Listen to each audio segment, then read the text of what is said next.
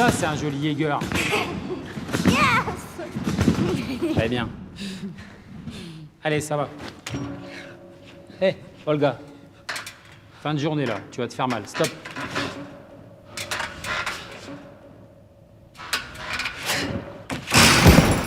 Olga, c'est l'histoire d'une jeune gymnaste ukrainienne de 15 ans, talentueuse et passionnée, et qui est exilée en Suisse.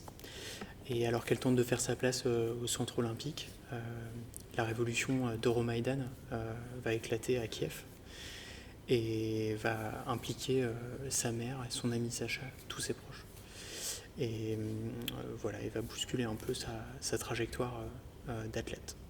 Donc après mes études, j'ai fait un documentaire dans l'univers des conservatoires, qui est un univers que je connais bien.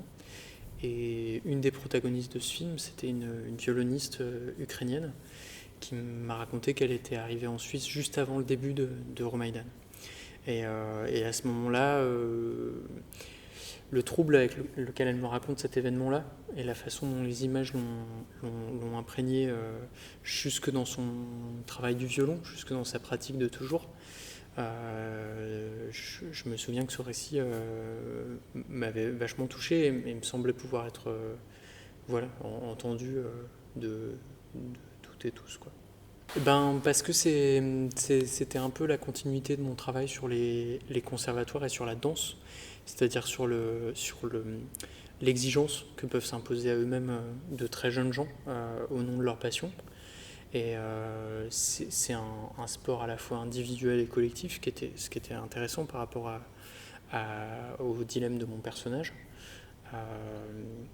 Et puis, c'est plein de mouvements, plein de sons. C'est un sport qui est très cinégénique, qui m'avait tout de suite donné envie de filmer, et qui a des sonorités tellement particulières. Et un peu comme l'Ukraine, c'était une discipline sur laquelle moi je partais de zéro.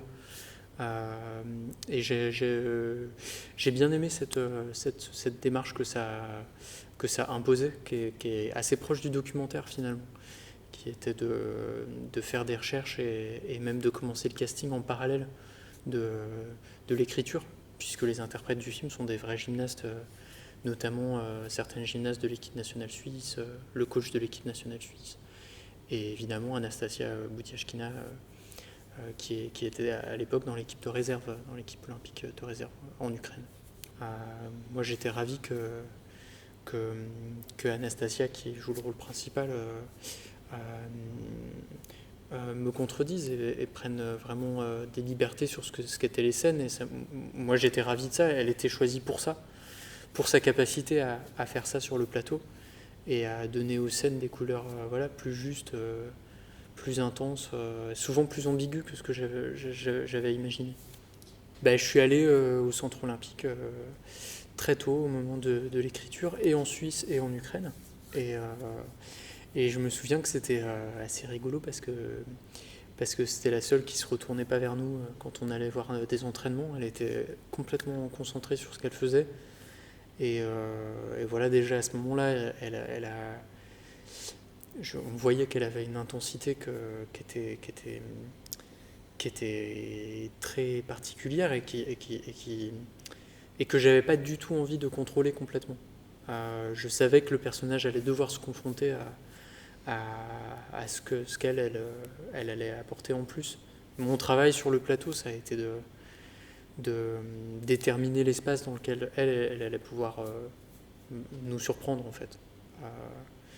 Et après, j'ai fait beaucoup de casting avec elle. J'ai fait beaucoup d'essais, beaucoup de répétitions. Et c'était autant pour lui donner confiance dans le fait de pouvoir jouer, de pouvoir interpréter des choses, des séquences fictives, parce que le personnage est vraiment fictif, c'est pas du tout elle. Et c'était aussi une façon de me tester moi, de savoir ce qui fonctionnait dans ce que j'avais en tête, ce qui fonctionnait pas. Donc c'était très important tout ce travail en amont avec elle, quoi. Voilà. Qu'est-ce que je t'ai dit? T'es trop fatigué. Stop, c'est terminé. Stretching et puis dodo. Hein. Dodo? Ouais, dodo. Dodo, dormir. Le français. Va apprendre ton français. Au lieu de m'insulter en russe, là. Ciao!